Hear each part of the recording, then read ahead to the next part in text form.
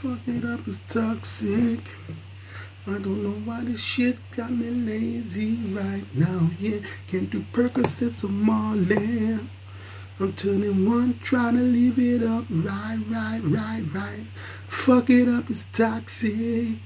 I don't know why this shit got me lazy right now. Yeah, can't do Percocets or Marley. I'm turning one, trying to live it up here. Right. Baby, you can write it over. Bring it over to my place. You be like, baby, who cares? I know you care. Bring it over to my place. You don't know what you do. Speak to me. Your body language speaks to me. I don't know what you did to me. Your body language speaks to me. Fuck it up is toxic. I don't know why this shit got me lazy right now. Yeah, can't do Percocets or Marley. I'm turning one, trying to live it up here. Right. Baby, you can. Bring it over to my place. You be like, baby, who cares? I know you care. Bring it over to my place. You don't know what you do. Speak to me. Your body language speaks to me. I don't know what you did to me. Your body language speaks to me. Fuck it up, musty. Fuck it up, it's toxic. Okay. Giza, ZZZ, Fabot, Scouse, Matt, Hughes, HSJ, Shermo, can't say that properly, DJ Slow, VBJ, User 811, David Smallbone, B1UV, Shadow Freestyle, Archie, Mark Owens, Applauser, Tom 1356, Taydon, Lewis, Abduli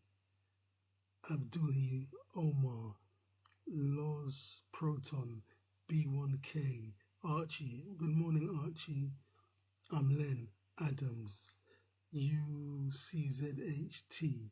user 7089, Page Steer, Bavesh, Page Steer, Alexandra, Jackson, what's that say? Rayhan, Bartek, BSAOBG, Freedom in the Building, CTCEQ, GG, Official, was that some Thai writing? Swati. Hope you're well rested and ready for this warm Friday. I'm definitely not rested. Like even yesterday, Thursday, I was supposed to go jogging. Yeah, I woke up, I was like, oh shit. My heart was feeling like I haven't had enough rest, so I didn't do no running. Yeah, well, we're gonna have we call it an Indian summer now, late summer. Johnny V joined. JSV, FJG, Elisa, QYQDE, Lisa, Kyle in the building. Yeah, Archie, look after your health, man. It's important. Yeah, thank you very much. Kadad, TP, IFBS, what's that say? Jupiter Cloud? Jupiter's Cloud in the building. Little Andy, HCZGEF,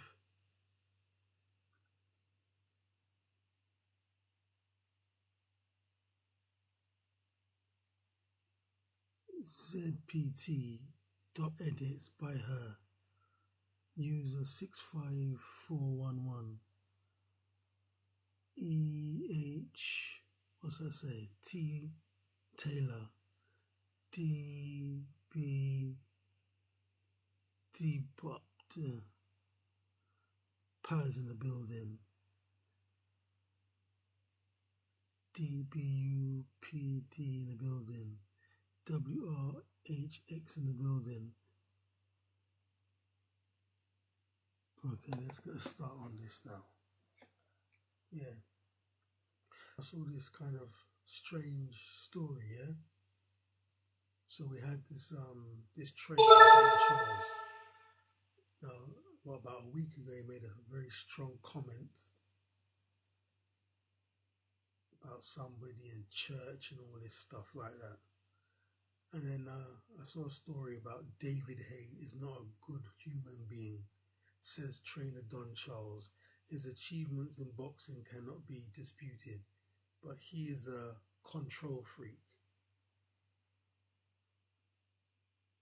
Yeah, he went on to say some bad stuff about David. He's not a good person, he's a control freak. Then he said something like, when he was working with Derek Chisora, you have to say, who's the manager, who's the trainer, let me do my job type of situation.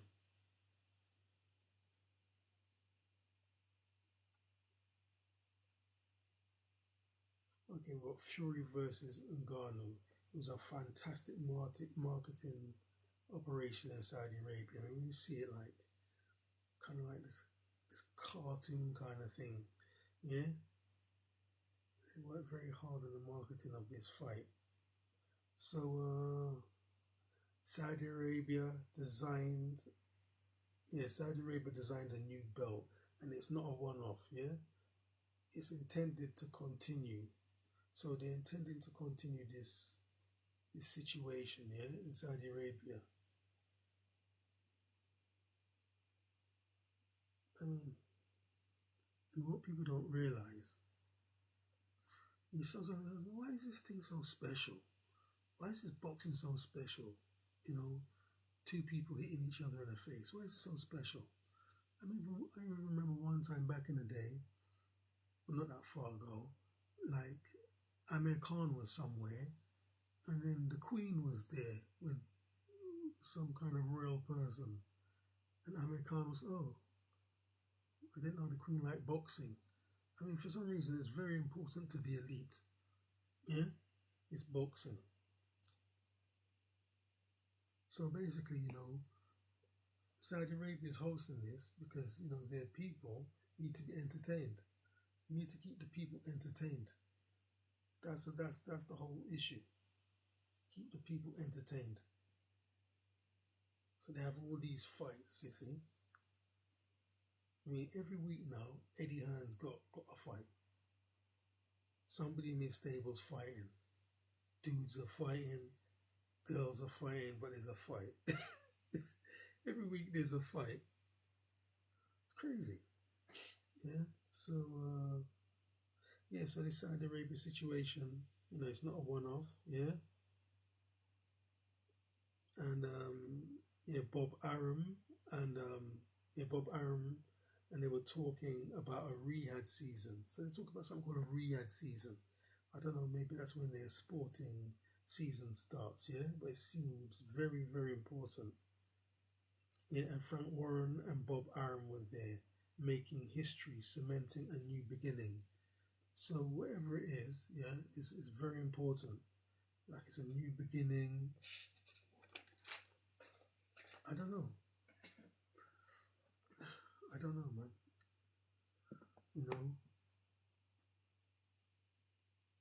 Maybe they're just cementing new links with the West, yeah?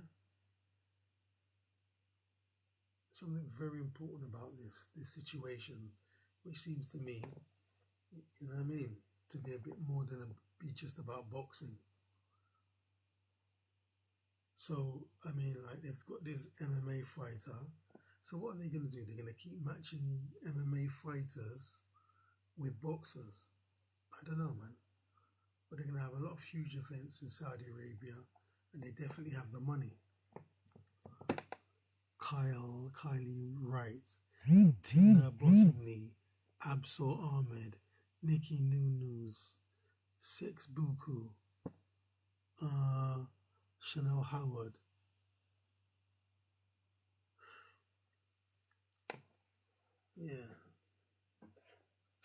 got here now?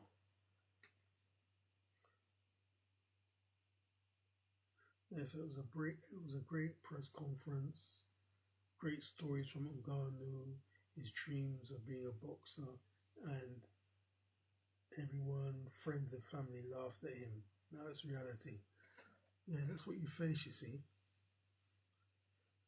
You know, when you're trying to do something, yeah, you know, you get ridiculed from your friends and your family. So, you know, if you dare think, you know, out of the box, you get ridiculed. And that's what happened to Francis Ngannou.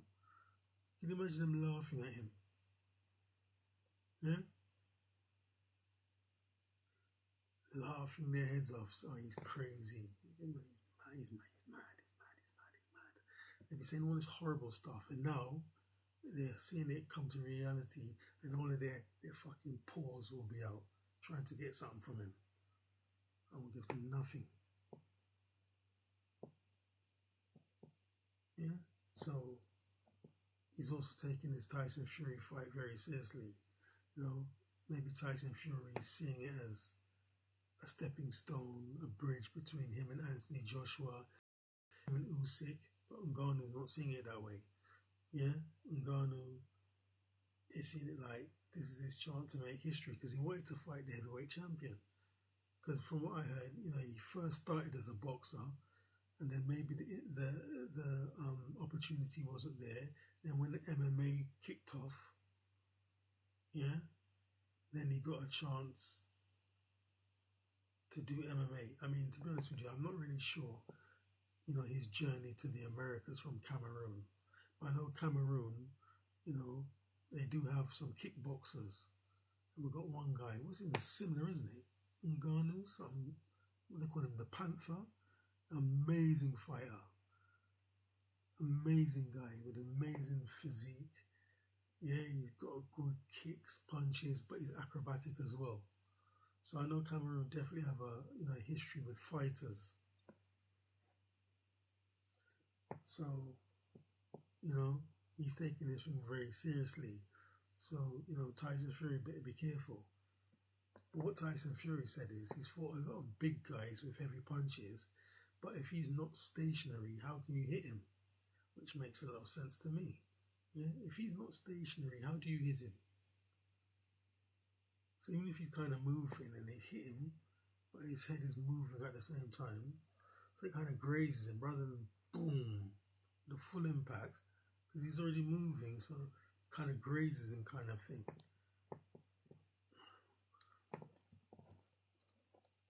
What we got here now? 06P9 in the building. ILSX Vits. Mastino Napolitano. Hi, when is the fight? Well, the fight's a few weeks away, you know. The fight is a few weeks away, but it's getting very serious, yeah? And, you know, Ngannou's taking it very serious, man. Yeah, he's taking it very serious indeed. I think what they might have thought is that, you know, they're going to give Ngannou some money and they'd be happy because it's his biggest payday. But the press conference was getting very heated, man. It was like Ngannou was going to switch on Fury. Jamie, 2003. What does that say? Rivax, Newell. User not found. Josh Hunter, James. What's this? Esme Lee. Mastino Napolitano. Okay, MMA fight or boxing? It's a boxing fight. Hey, Mastano is very interesting, yeah? It's very interesting, Mastano, because this thing is boxing, but then because the press conference was getting heated, Tyson Fury said, I can beat you in boxing or MMA. Yeah, Tyson Fury said it right to Ngannou's face. I can beat you in boxing or MMA. Yeah? Then Tyson Fury showed some moves which looked really, really good, really impressive. Yeah? So he done some elbows and then he done some knees, which were like perfect. Yeah, it didn't look like amateurish. It looked like he proper trains MMA. Yeah. Tyson Fury said, I can kick your ass, I can beat you in boxing or MMA. So maybe that's what this thing might turn. At the end of this boxing, maybe they'll fight MMA too. Who knows? Who knows how this is gonna go? Mastana, okay. He talks a good fight. Yeah, he does, man. Tyson Fury is a very good talker. Very intelligent person. Michael. Okay.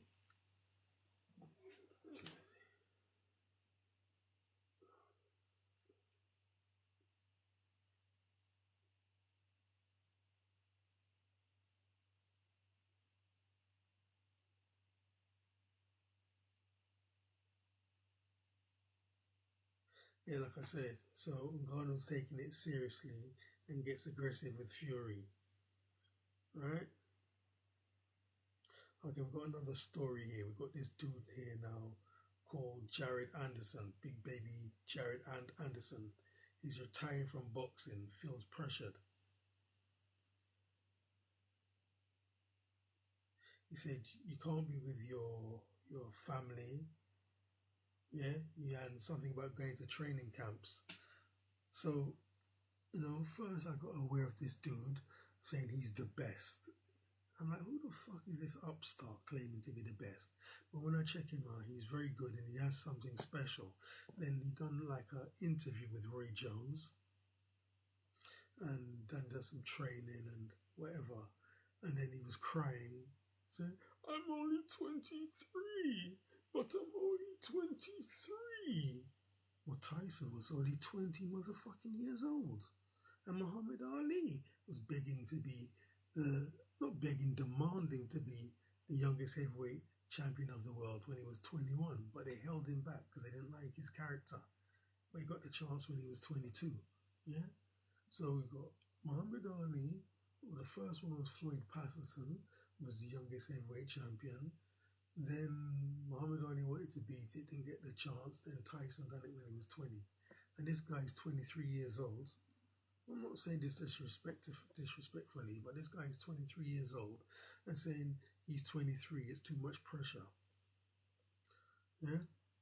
I mean, at the end of the day, you don't know what's happening behind the scenes. So this Jared Anderson is now saying that he's retiring from boxing. Yeah? I mean, earlier in the week, he was saying that he's broke, he doesn't have any money. That's why he had 5 fights in 1 year, because he doesn't have no money. Then there was a situation where he was saying that he wants to have a family. He wants to have a family, but they don't want him to have a family or something. And then he's got to go to training camp. He don't like training camp, and he doesn't really have friends. Yeah. So I don't know, man. He's feeling pressured. I think, when you sign this contract, you don't know what you're signing. You sign this contract, and then, things that you weren't expected start getting demanded of you. Yeah? I mean, he said he wants to have a family. They're against that. And if you watch that film with Mike Tyson, Mike Tyson starring Michael Jai White. So you'll see Mike Tyson one day. They were all sitting around and jab Mike, body punch Mike. And Mike wasn't interested. He said, what's wrong with you? Why are you distracted? Yeah? He said, oh, I want to have a family. A family? And it was Jim Jacobs. Yeah, Jim Jacobs put his hand in Mike's face and pushed him like that. What are you talking about that for? Yeah, Mike, I want to have a family. I want to have a family. I want to have a family. Yeah? And that's when he started to look around and he found Robin Givens, yeah? Yo, I want to have a family. You want to have a family for Mike. Concentrate on your boxing. So maybe something like that Jared Anderson wants to do. But they've got his whole life planned out, you see. Yeah? They've got his whole life planned out. And he doesn't like it. Then they put you in training camp for God knows how long. So apparently, according to if this story is genuine, officially now, Jared Anderson wants no more boxing. Let me read some of these comments now. Tyson is coaching Ngannou. Hey, Mastano, yeah? If you listen to Mike Tyson's interviews, he teaches you a lot about boxing. You don't want to interview where Mike Tyson said, you know, somebody from the other person's training camp comes into your camp and their job is to get as much information about you as possible and give it back to the other person, right? So who's controlling the money for this fight? Ngannou or Tyson Fury? Tyson Fury's controlling the money. Tyson Fury and Mike Tyson and the fat John Fury, they're like this. Yeah? So somehow Mike Tyson is in Ngannou's corner.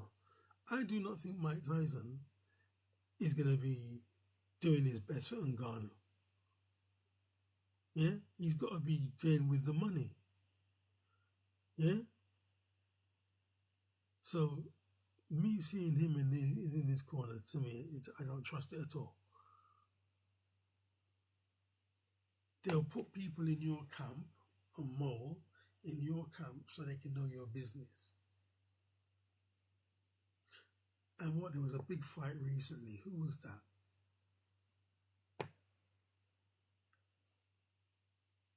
Was that this guy here? Anyway, some fight, a sparring partner went, hurt the guy's ribs. No, that was who it was. It was King Ryan Garcia. So we had this guy, a sparring partner. He went in, yeah. He hurt Ryan Garcia's ribs, yeah. So then the word goes to Tank, yeah. Fucked him up, his ribs, and he had to go to hospital. His ribs was broken. That was the mole. So we had this Asian guy, yeah. I don't know where he's from. Southeast Asia, East Asia, some Asian guy. Then he comes on the internet saying, yeah, I'm the one. I hurt his ribs. Tank won because of me. He's actually saying, yeah, it's me. I'm the one. I hurt his ribs. I told Tank. So they knew where his weakness was. So Tank hit him on the ribs. So Ryan Garcia went down. So this thing is a reality in boxing. They will put someone in your corner. Yeah? So how the fuck Ngannou trusted Mike Tyson? Yeah? Over the Furies. It don't make no sense to me. Yeah? It don't make no sense to me.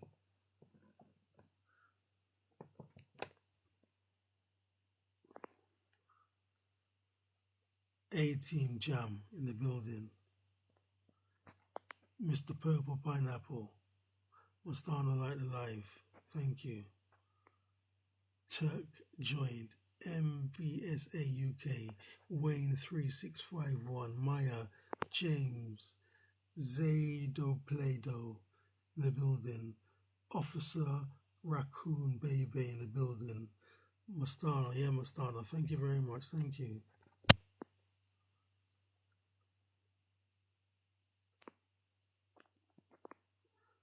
Yeah.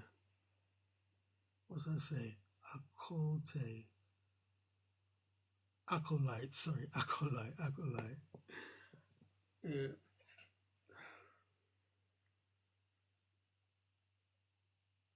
So anyway, where was I? Was it Big Baby Miller? Yeah, so anyway, Big Baby Miller, not Big Baby Miller, Big Baby Anderson. What's all this big baby thing about? Why is a grown man a big fucking baby? What's that all about? Little baby and the baby. How come now a grown man has to be a baby, an infant? Huh? You're the heavyweight champion of the world, but somehow your nickname is like a little rockabye baby. What's that all about? Yeah? So anyway, yeah, according to this news source, yeah, Jared Anderson is now retired. He says he don't want nothing to do with boxing. He feels pressured. Yeah, he wants to have a family. Let's see if he really walks away. But he might try to walk away, but he won't be allowed to. Because I remember I see something, it might even have been in that same Mike Tyson movie. Yeah, Larry Holmes was having a problem with Don King. So Don King said to him, "We'll break your legs, and then you'll have to crawl in the ring, and you still have to fight." That's how it goes. Yeah, he said, "We'll break your legs, then you'll have to crawl in the ring, and you still have to fight." That's what Don King said to Larry Holmes back in the day. So once you sign that contract, yeah, it's very serious. Ebony joined. No, I'm not a boxer. F Finn joined. And PTDS. Keys in the building. Keys joined.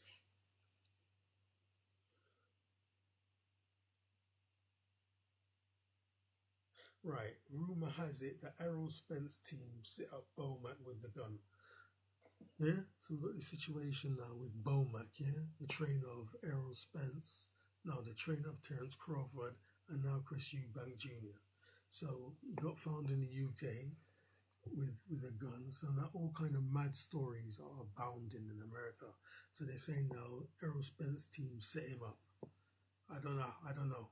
So the guy was telling the story, but even he was kind of laughing, saying that doesn't really make any sense. But what I was thinking the opponent's team could have put the guy in his situation.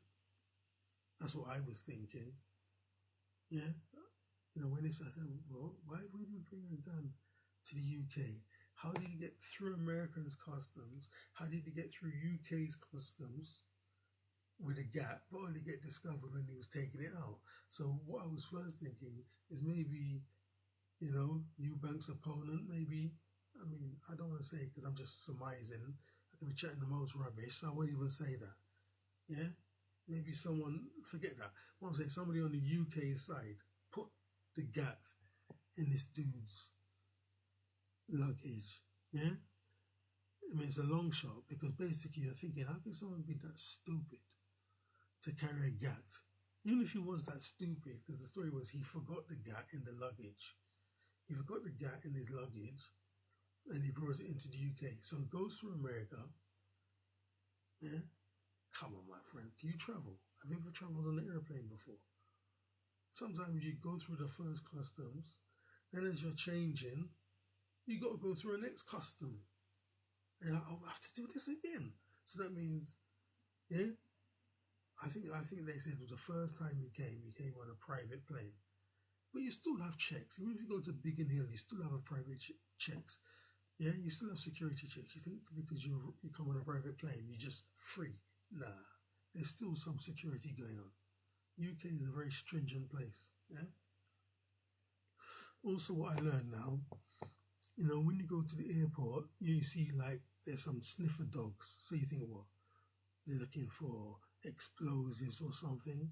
They have sniffer dogs that train to sniff the ink on money. Yeah, ink. Yeah. So basically, the law is you're allowed to carry £10,000 in cash. But if you've got more than 1,000, they have the right to stop you. So at the airport, they have sniffer dogs that are trained to smell ink. So if it smells a lot of ink, banknote ink, the sniffer dog is alerted and the police will pull you aside and say, "Can we search you, sir? Can we search you, madam?" Yeah? And if they find, like I said, it's supposed to be 10,000, it's supposed to be able to carry up to 10,000 in cash. But if you have 1,000, yeah, they can start questioning, why do you have this in cash? Right? Research it. I heard this, I couldn't believe it, and I researched it and I found it out to be true. Research it. So if they can find a sniffer dog to sniff money on a motherfucking £5 note, how comes he got through with the gat? Something's not making sense. Yeah? But like I said, on this forum in America, they're all talking, and it turns into silliness. Because what I find, you can have two people can have a conversation. Yeah, one, two, two, one. You say, once more than one person come, two people, once more than two people come into it, it just splinters into anything. Yeah, because the story is pulling in different directions. So, if you've got like this Zoom set up and you've got 8 different people talking, you never get anything serious out of it because they'll pull the conversation in all different directions. Yeah? So in a sense, when people put the gat, this happened, they don't want Bomac to be ready for the rematch. They're making up all these stories. Yeah? Yeah, Bomac's supposed to get 5 years. I don't think he'll get 5 years. I think eventually they have to bail him. I think someone said the case is October the 9th. Sometime in October he'll get a hearing. Yeah. So what he'll probably do is they'll bail him and then he won't come back. Yeah? He won't come back. Remember this woman? It's a different story. Remember this woman? She was some important person or something, and then there was 2 twins. There was twin brothers. She hit one of them on a motorbike. Unfortunately, he died. She escaped to America. Yeah, you know what they had to do to bring her back? They had to move mountains to bring her back. So why would dude come back? Because he had a guy. He didn't harm anyone. Didn't even draw it. There's no situation where anyone was in danger. Why would he come back? And this woman, who actually terminated somebody, didn't want to come back, didn't give a damn. Yeah? Anyway,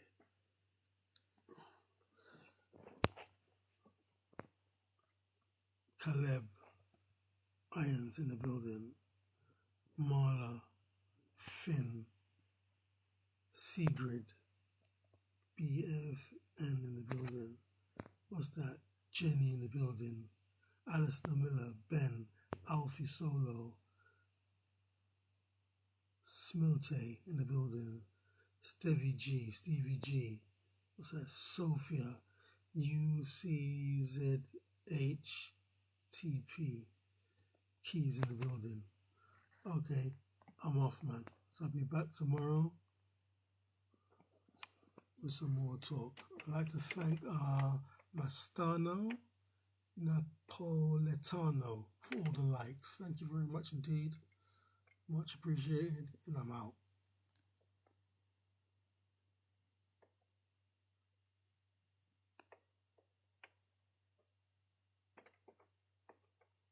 So we'll click off. There we go.